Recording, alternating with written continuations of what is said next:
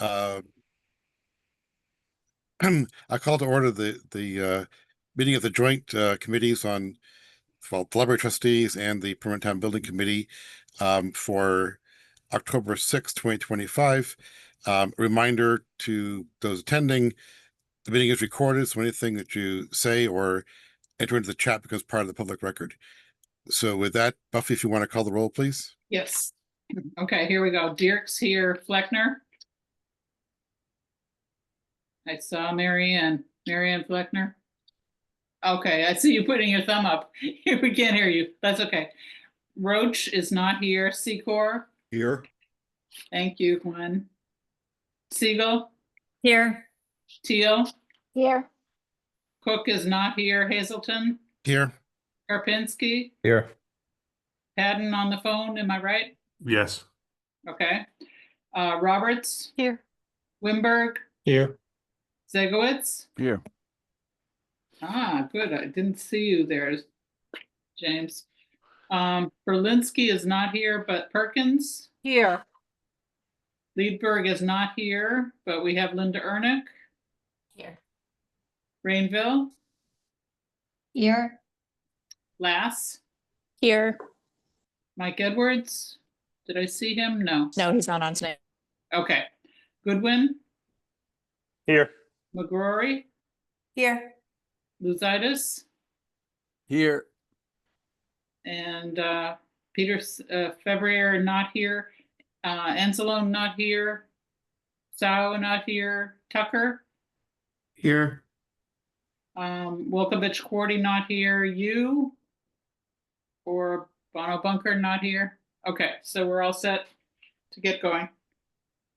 Okay, thank you. Can you hear me now? What's that? I was just checking my speaker. Okay, thank you. Yes, we can hear you now. Yep. It sounded like somebody was being mutilated in the background. Did anybody Oh hear yeah, it's my granddaughter. that? Oh, we're getting a little peek of that person. So Linda, I'm going to ask you to let me share so Yes, that I Ellen, can- could you put up the agenda, please? Yes, I'm just. I was just trying to giving find it me myself. permission.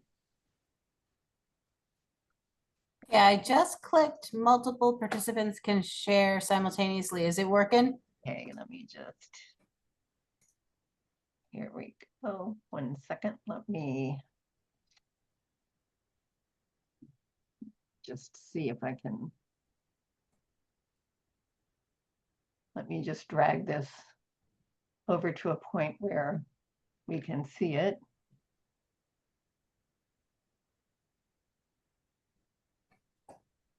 Let me just get the other one. Okay. Here's the agenda. Let me see if I can get it centered.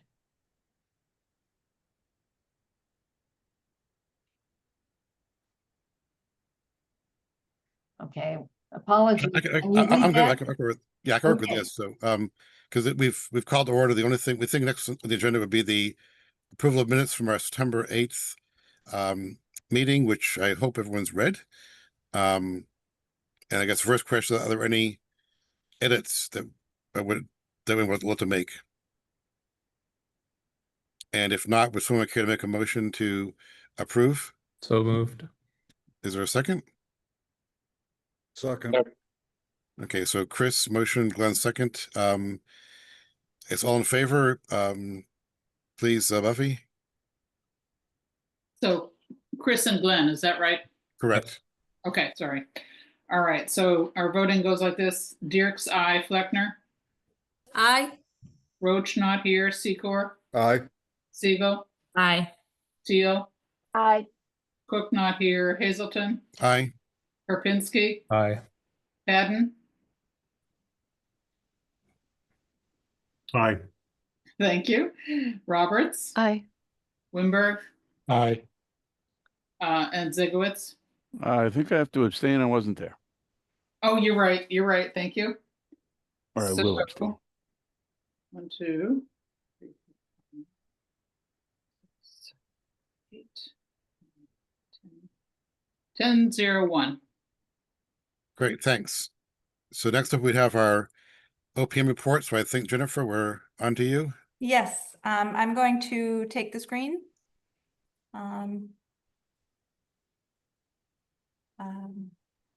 Before I start speaking, just want to confirm people can see the monthly progress report.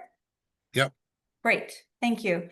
Our progress, the main activities that were accomplished this month on site related to all things relating to foundations, waterproofing, and the final excavation related activity. We are going to get into safety and budget further into this, but there is a potential schedule issue that we're tracking. I'm going to get into that in just a few moments, but that is a big picture item for everyone to be aware of. The project budget, we have an update here. I'm not going to get into this because later on in the agenda is a very explicit list. This fully aligns with everything you're going to see on Ellen's slide, and Ellen's going to go into this in detail. Since our last meeting, Ellen, myself, and others have worked to address a budget that more closely aligns with what the Joint Committee was asking questions about. So this is the same data that you'll be seeing later on.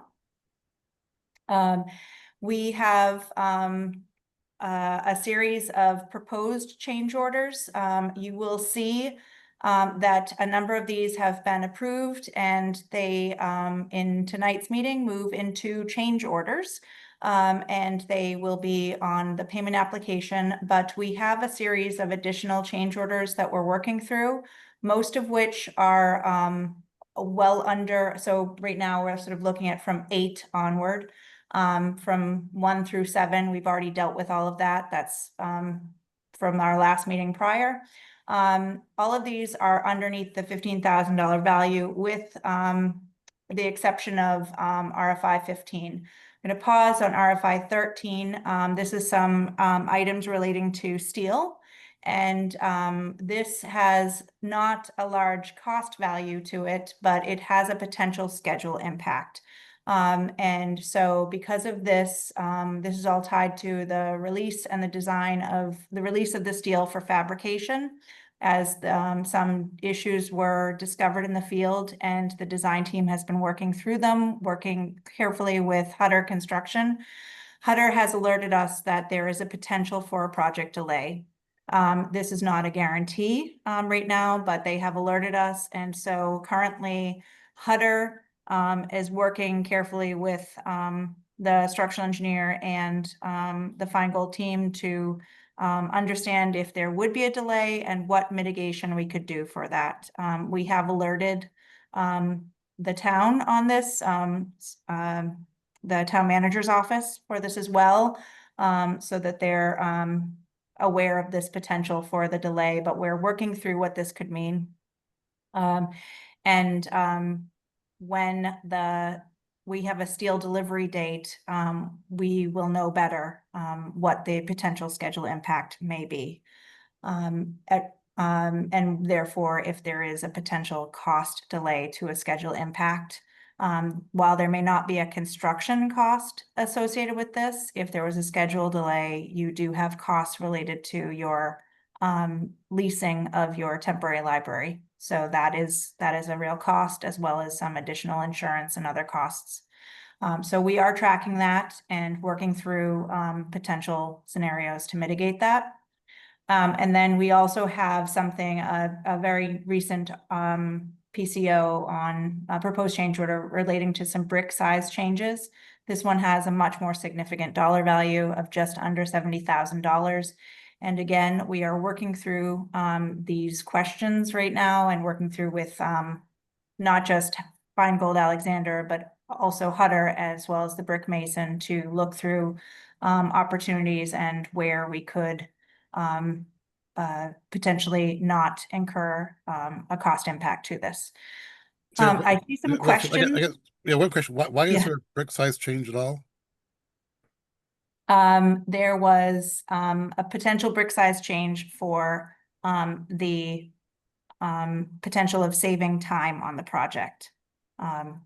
So if the lead time of a brick, of one type of brick is longer than another type of brick, which has a shorter lead time, but a potential higher cost. That's what we're sort of balancing out right now. So it's a question, do we pay for time or do we pay for materials? Is that the issue? That is potentially a question, but I want to preface that these are items that we are working through. We are not seeking any vote because these are all potentials that we are working through. So we don't have a resolution to these. That's true for the steel too, right? That's correct for the steel as So well. I guess what actually is the steel problem? Because you kind of indicated there was one, but what There actually was is the Say problem? what it was. So, and Makasia, if you want to come off mute and make any comments, please do. But there was there were columns that after demolition were found to not be where they were in the documents. And so there was open steel questions of working that through, and that required some detail modifications of the steel. And importantly, the steel is a very complex package of many different pieces. And so the design team was trying to work through all of these together. But it's something in the realm of, Makasia, please correct me if I'm Yeah. wrong. I think it's like 600 pages of Yeah, shop drawings. the submittal package is very large. Initially, there was one that came in that was over 2,000 pages, that there were some duplicates in there. So that package took some time to review. And then actually we did just last week, we returned that submittal. So that has been returned after this process of going back and forth with the drafters, because of just unforeseen conditions to where we were using the existing drawings of the building that had structural drawings, but then what was drawn there wasn't always what was actually built in the field. And this, as Jennifer said, demolition had to be done by Hutter to uncover some of these conditions. Was that We had to in work in the through. old library, Ellen, or was that in one of the new wings? It's, I think it's primarily at the, I think it's a bit of both, actually. I think it's sort of where the old library met the 1980s edition. Sort of that condition was one of the areas. I would have hoped the as-bills were right from 1980, but for the original building, God only knows what actually Yeah. got built. Did we not do any existing scanning early on in the project? We did, we had a scanned Revit model built. There was a company called BIMstream that did the scanning, but a lot of this was covered up by either earth or things that had to be demolished to see. So they couldn't see through the Correct. walls to see Correct. the steel. That's too bad because often you can get that level of scanning, you know, but you couldn't. I have a question about this brick size change. Would the size change affect the look of the building? Or is the size matching the existing building? This is only for the addition, and so one brick is potentially very similar to the existing brick, and one is a slightly larger. So why would we can want use- a larger size than what is on the building? That would make it look odd, wouldn't it?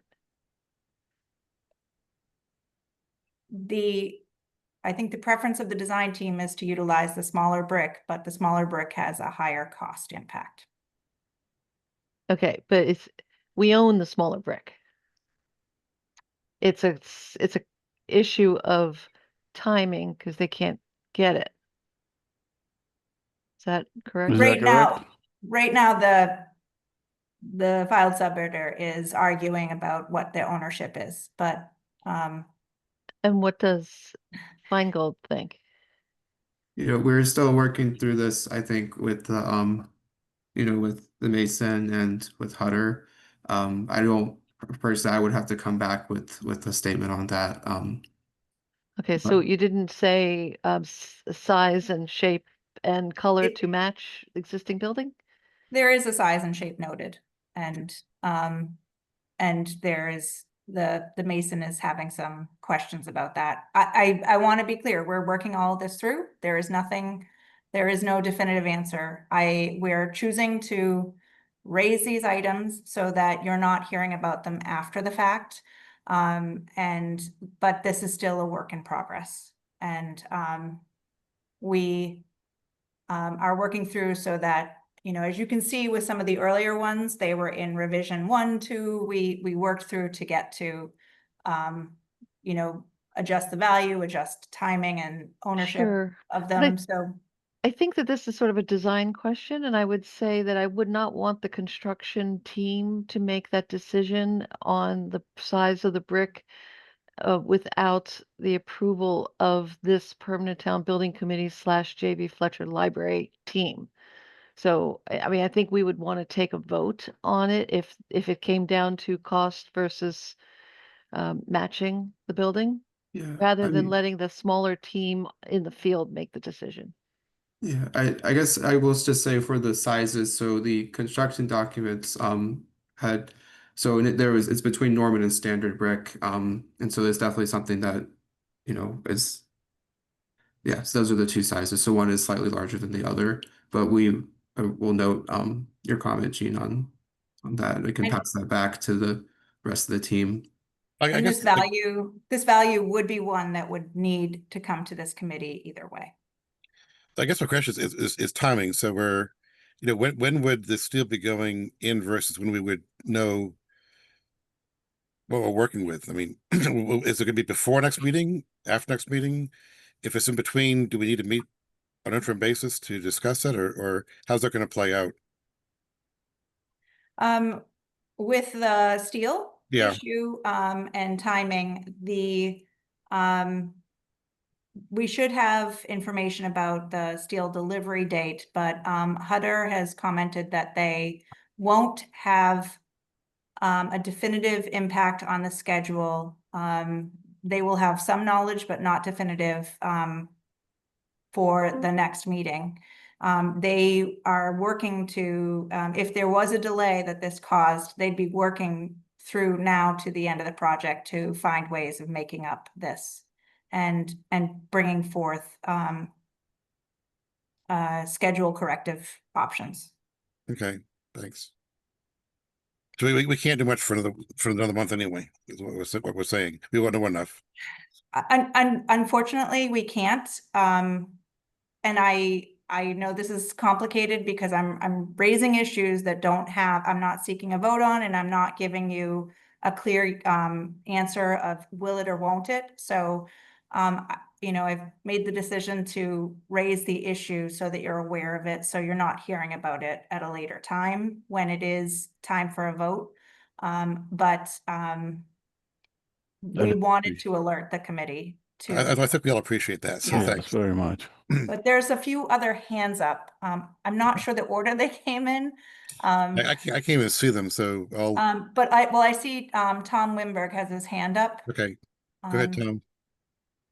I got to change my view. I just want to point out that if the bricks, no, steel, on the steel issue, if the steel is going to have down schedule impacts, you know, that the cost is going to be more than what's listed here. So it probably needs to come back to this committee because the real cost is going to be, like you said, very good. And you, by the way, you're doing nicely at bringing this stuff up early, but it's just that it is going to have a larger cost than just the steel. It's going to have impact on the amount of time we have to be in the temporary quarters and things like that.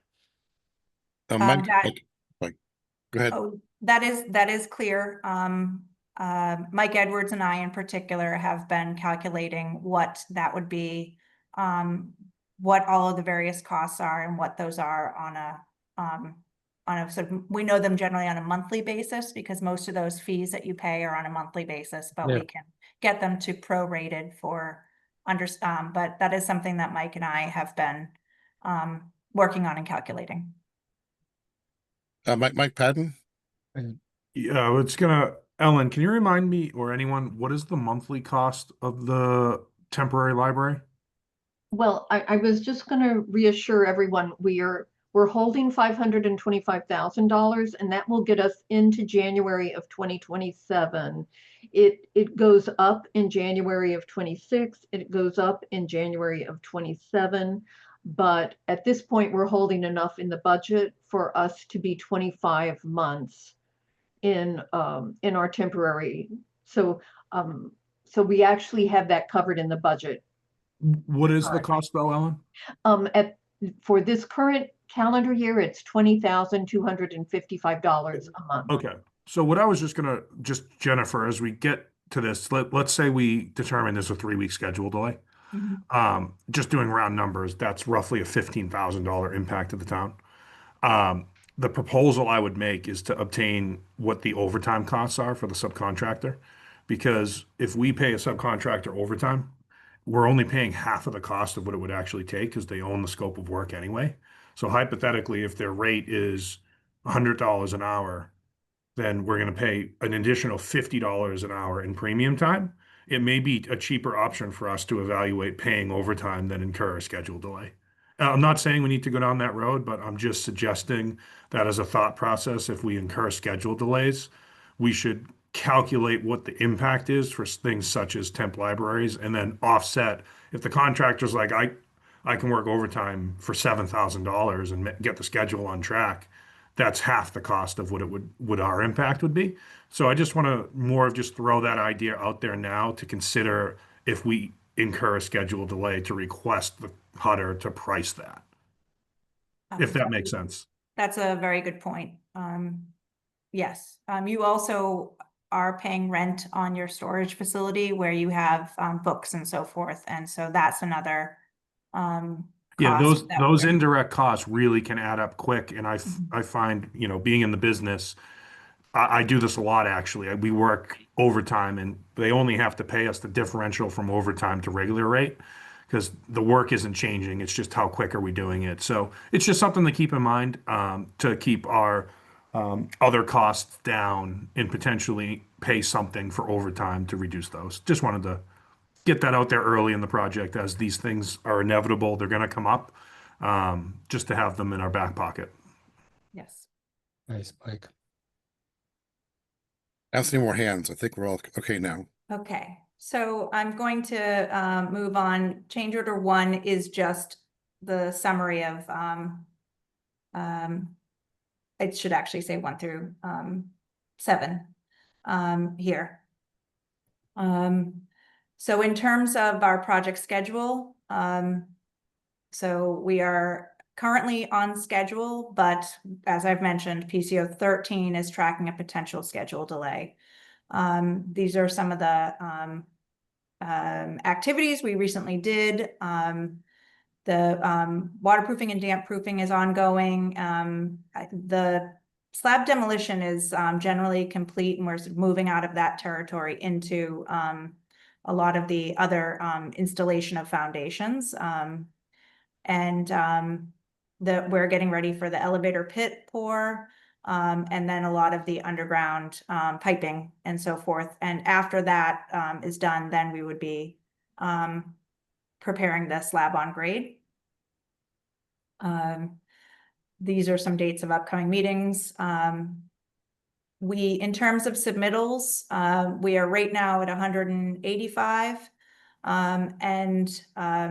The critical path items, steel, which actually was just returned, but metal windows and lighting.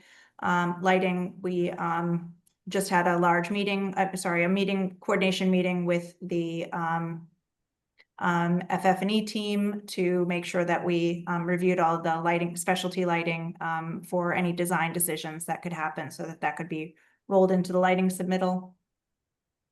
And then in terms of RFIs, we are up to 38 RFIs. And for safety, we've had no more issues. No issues this month and none since the issue that happened a couple months back. Now we'll get to the fun part, but this is some photographs. So this is work along the foundation wall. And I think you're sort of in the driveway approximately where this is occurring. This photograph is taken. This is damp proofing application, and so you're almost at the, I believe here you're at the sort of edge of the building. You can see the church in the background. So this is about the edge of the new addition. I guess you're looking into the multi-purpose room would be at that corner.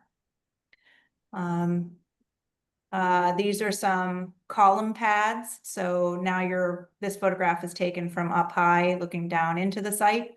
And these are additional columns that will occur in the building. The site trailers are in the background if you have not seen those. Backfill and compaction is ongoing.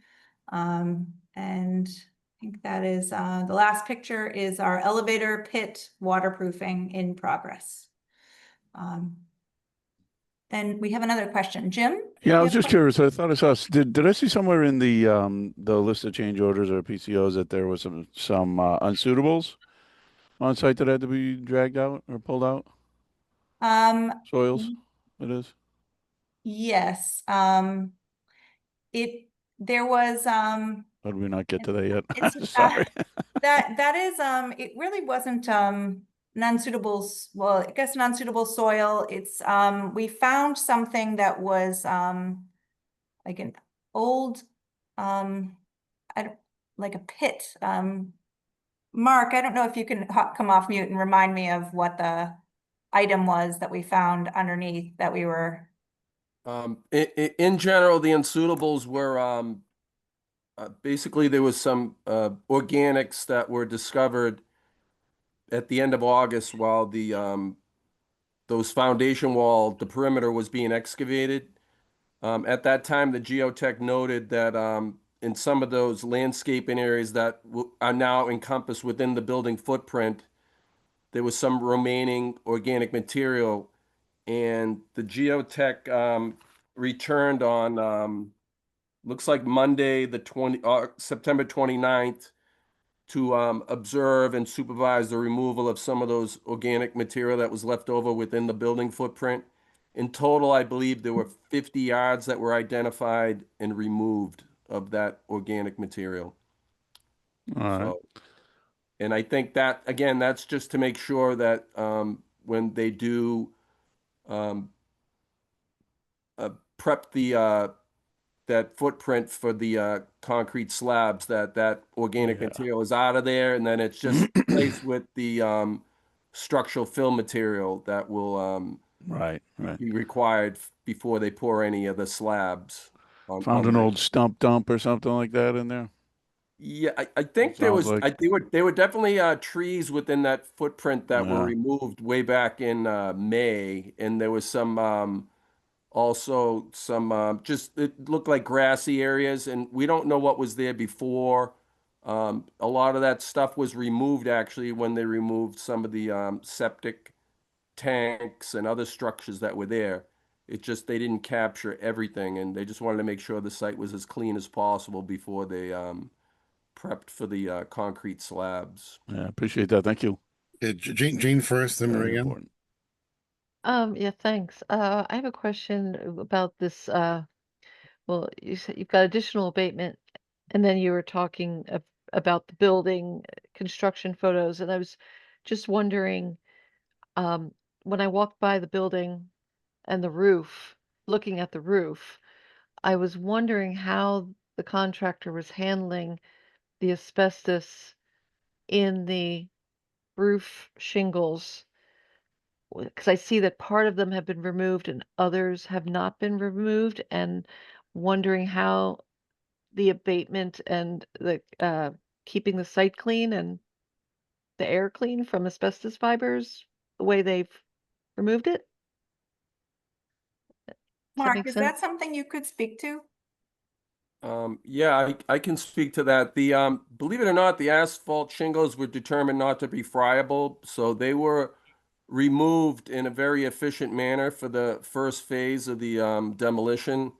What you see up there remaining again is roof shingles that will be removed when the again, the construction moves forward.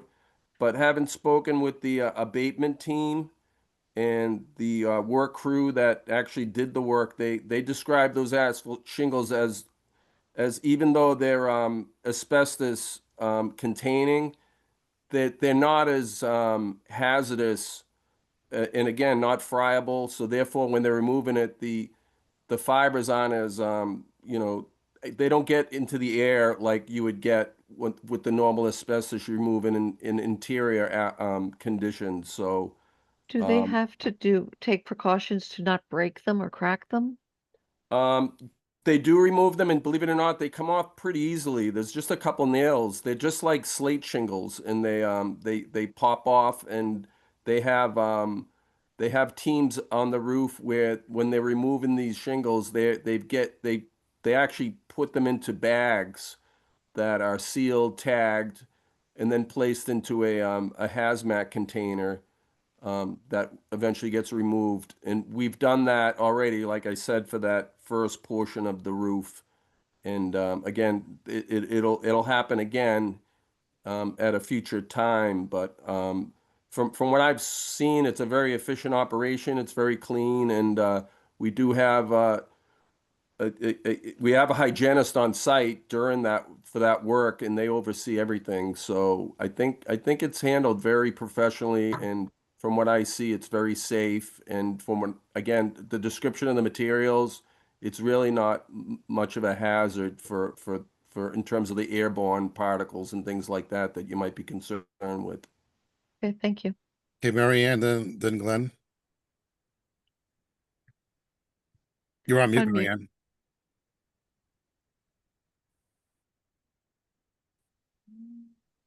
Sorry about that. Thank you, Scott.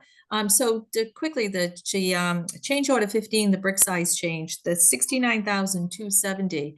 So what would that represent? The 69,000?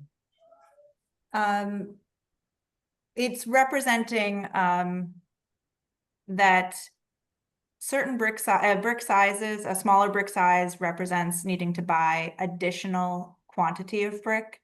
And that is what the majority of that cost is. And then additional labor, if you were laying 3 bricks to make up one length, or if you're laying 5 bricks to make up one length, that there's some additional labor. But we're not talking about, 1 or 2 bricks, we're talking about a large field of bricks. So that's where the labor comes from.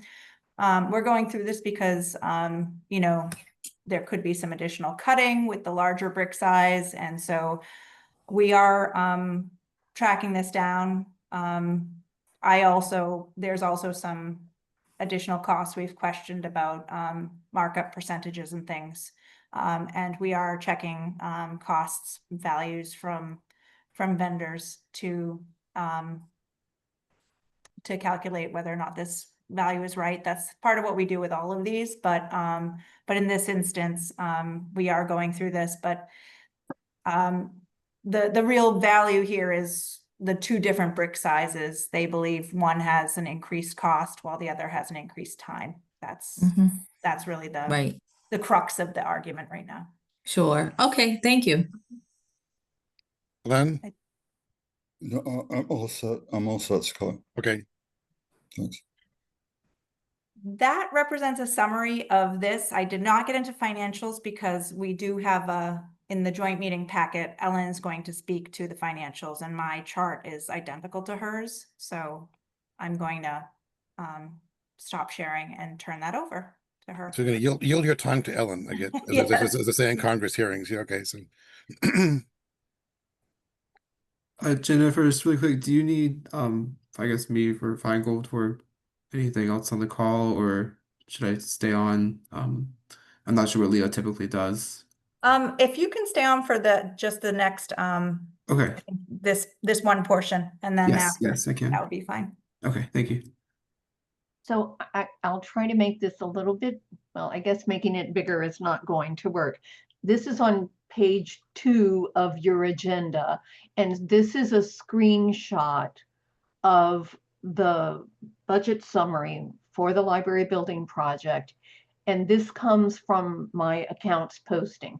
And so this is representing everything in this agenda has been posted and is represented here. You'll see in the far right column, expenses posted through warrant 2615 is that same 537,108.57 that you're going to vote under business item number 4, approval of warrants. And so there are 2 different labels under the very far left column in blue. One label is contingency. Tom Winberg asked me to put it at the top. This is very hard for a librarian not to have it in alphabetical order, but I did put it at the top. Thank And you. then, and then Hutter Construction is also in blue. These 2 numbers are linked. So what I've provided you here is the original budget. Our total approved bond is $32,546,009. This is the budget that Jennifer and I spent an hour and a half making sure that we were carrying now contracted accurate numbers. What you saw up until March or April, until we actually went out to bid, were projected numbers, but this is now based on actual contracts and actual documentation. Wherever you see a blue figure under revised budget, the fourth column in, means we have transferred funds from contingency. You voted to put an additional $35,000 under commissioning and testing. You voted, because our insurer insisted on it, $12,000 for water monitoring. So you're seeing blue figures on those rows. The percent change from the original budget to the revised budget is the next column, so you can see where something has gone up or down. The total expenditure to date is the following column, and then the balance that we have left in our account and the percentage spent of our entire budget. Then below, you're seeing the projected offsets. So we have received to date our first 3 disbursements from the original MBLC grant. Each disbursement is $1,570,399. We received an additional escalation grant. The $829,263 will come at the end of the project. The foundation, as of September 1st, had raised $908,000. That number is now more than $925,000, and they just sent a townwide postcard out. We have AV support from Representative Arciero for $100,000, and each month we see the interest on the grant funds from the Board of Library Commissioners. That earned interest can be spent on the project. I don't have the September numbers yet, so this is the latest number. I'm going to be working on a CPA grant application, and then as of early September, we're seeing the Mass Save incentives, one as of construction completion, one as of 1 year post-occupancy when we have been keeping performance measures. And both of those are coming from National Grid. So finally, you're seeing a revised taxpayer total. So instead of $32,546,009, we're seeing $22,453,000. And as of the last time we met, the prior report showed that it's $22,790 million. So that's what we're seeing. There are only 2 linked items now.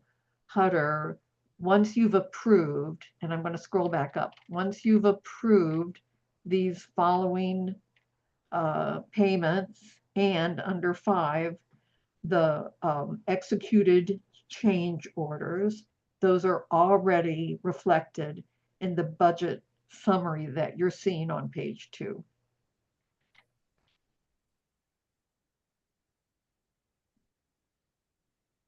So I see Tom. I don't know if anyone else can see Yep, Tom. I do. Yep, go ahead, Tom. On the contingency, my favorite line. Why is the percent spent 0?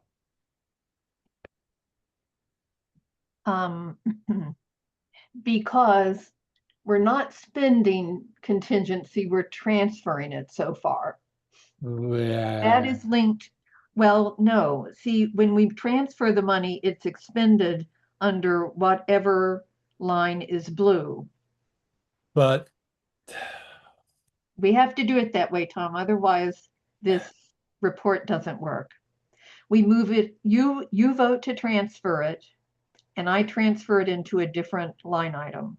I understand, but I guess I can do it manually, but the number I'm always going to be interested in is how much of the contingency budget have we transferred?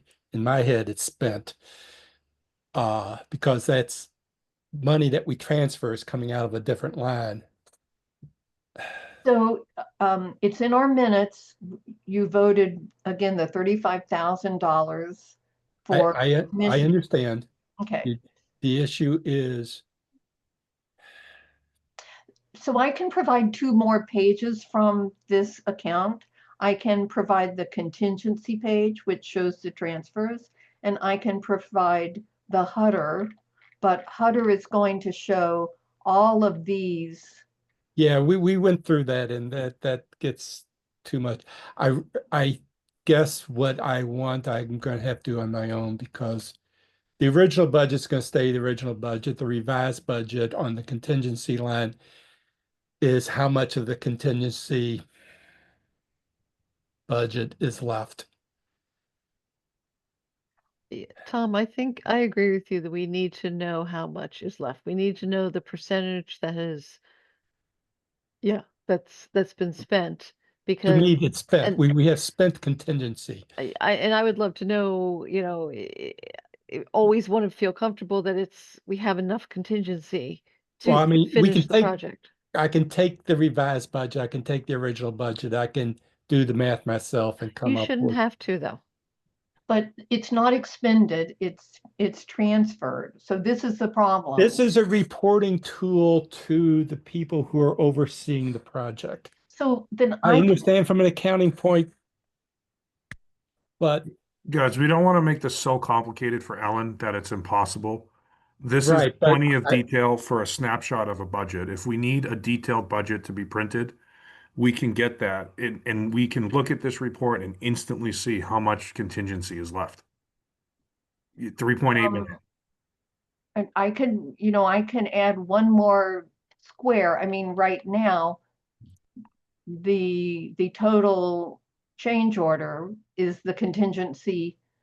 So this number, which you're voting on tonight, has been posted against Hutter and come out of contingency.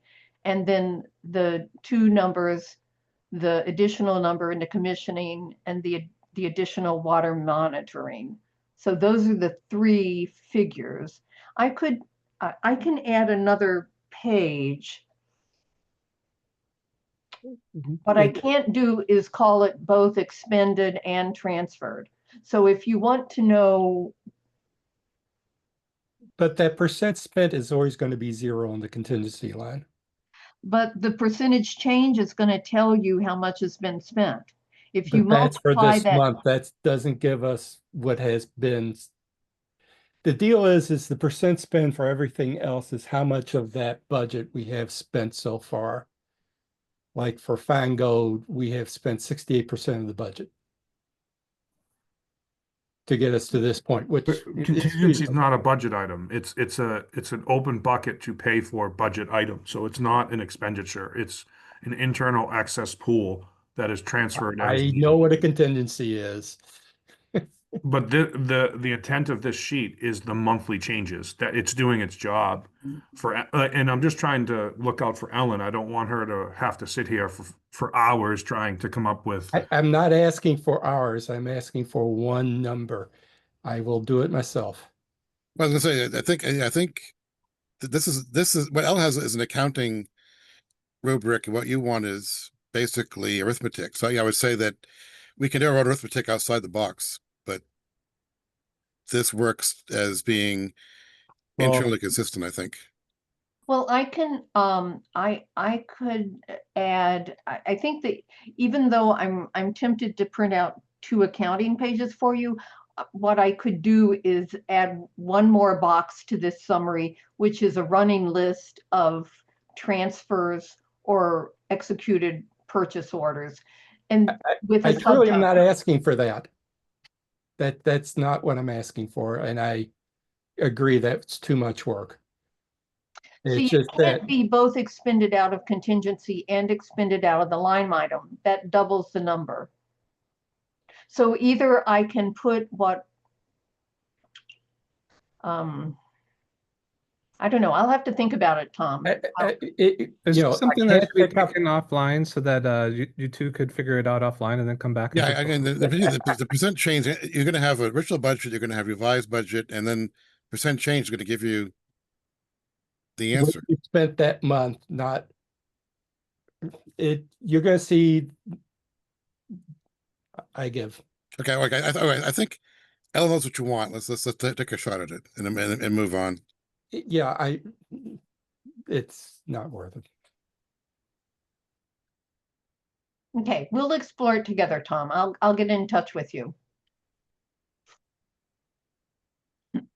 Otherwise, this is your up-to-date budget, your offsets, and your tracking of the descending amount that will be paid by the taxpayer.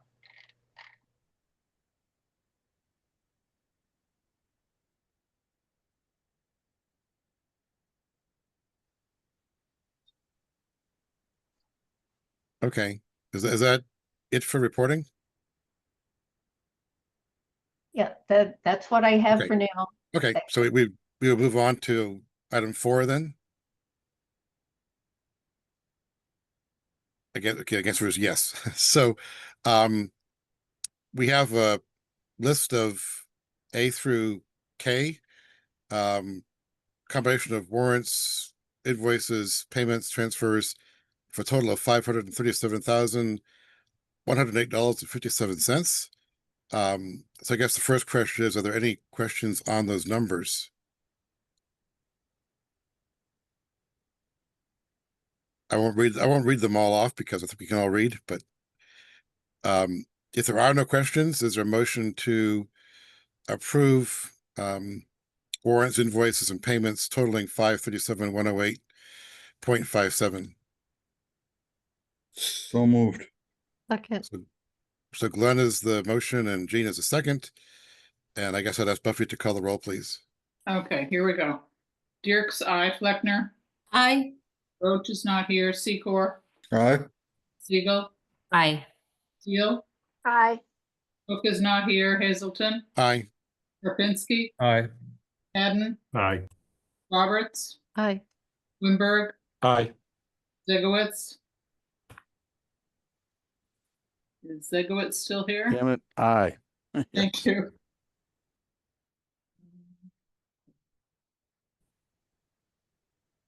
$11,000. Good. That matches the 10-0 before. So on to the approval of proposals, change orders, etc. So A and B, we have nothing. C, we have the ones we've already agreed to, correct, Ellen or Jennifer? I can speak to that. Yes. Okay. Item C is what we've already agreed to. Item D, I do feel like right now it's a little bit of a procedural duplication of something. And so I think as we're trying to work this through with Hutter, maybe there's a way of not having you have to do this twice. But what happens, PCOs are proposed, and so you're voting to approve them to move forward with the work. And once everything is signed and executed out of the town manager's office, then it gets lumped together into one change order, which is now on the payment application. This is a number you just spoke about. That came out of, that was a transfer from contingency. Procedurally, I believe it's a requirement for your committee to vote on this. This is the first time this issue has come up as a committee. But this is a change order that is simply the combination of the previous 6 proposed change orders for a total of $51,231.09. We've already agreed to 1 through 7 before, correct? You have, it may be that procedurally you do not need to vote on this, but this is our first occurrence of this, so I wanted to take the safer route. But if you have already approved all of these, it is now just simply a collaboration of all of them together, and they get executed into the payment application for Hutter Construction. There is no different information than you've already been provided. No, I'm not worried about paying things twice. So this is, that's, I'd say if we've already approved the individual atoms, we don't need to improve the whole molecule. So I understand that the payment goes in a grouping, but I don't know if the approval needs to go in such a grouping. I guess, can I ask Kristen, is this procedurally, is this the right thing to do? I'm not expert on Mass General laws, and presumably you are. I always lean on the side of caution to take another vote just in case. We can have the caveat that it is to be paid once, not twice, but I'd prefer to have the vote. Okay. So the motion would be to approve the change order summary to date, recognizing that we have already previously approved each one individually for a prior total cost of $51,231.09. So if that's acceptable motion, I would ask for someone to make it. I make a motion to approve change orders 1, 3, 4, 5, 6, and 7 totaling $51,231.09. Is there a second? Second. Okay, so Marianne made the motion, Jane seconded. Again, the caveat is that we've already previously approved. This is a procedural vote. And with that in mind, I'd ask Buffy to call the roll, please. Yep, Dirk's aye, Fleckner, Aye. Roach is not here, Secor, Aye. Siegel, Aye. Teal, Aye. Cook is not here, Hazelton, Aye. Karpinski, Aye. Hedden, Aye. Roberts, Aye. Wimberg, Aye. Zegowitz, Aye. 11-0-0. Thank you. We have no old business, so on to new business. The first, which is to approve the Amplifund report from August. And you see below, I think we've already discussed these numbers with Ellen, so Yes. anything you want to add, Ellen? No, if you'll vote on the Amplifund, I just want to let you know that you do not need to attend the October 14th select board meeting. You've already voted on the commissioning contract, and they will be voting on that alone on the 14th. Oh. Okay. Okay, so is there a motion to approve the Amplifund report of August 2025? So moved. Is there a second? Second. Okay, so Glenn made the motion, Debbie seconded. Buffy, one more time, please. Dirk's aye, Fleckner, Aye. Roach not here, Secor, Aye. Siegel, Aye. Teal, Aye. Cook not here, Hazelton, Aye. Karpinski, Aye. Hedden, Aye. Roberts, Aye. Wimberg, Aye. Zegowitz, Aye. 11-0-0. Thank you. So the October 14th date, we do not have to attend. 27th, I hope you will all be there.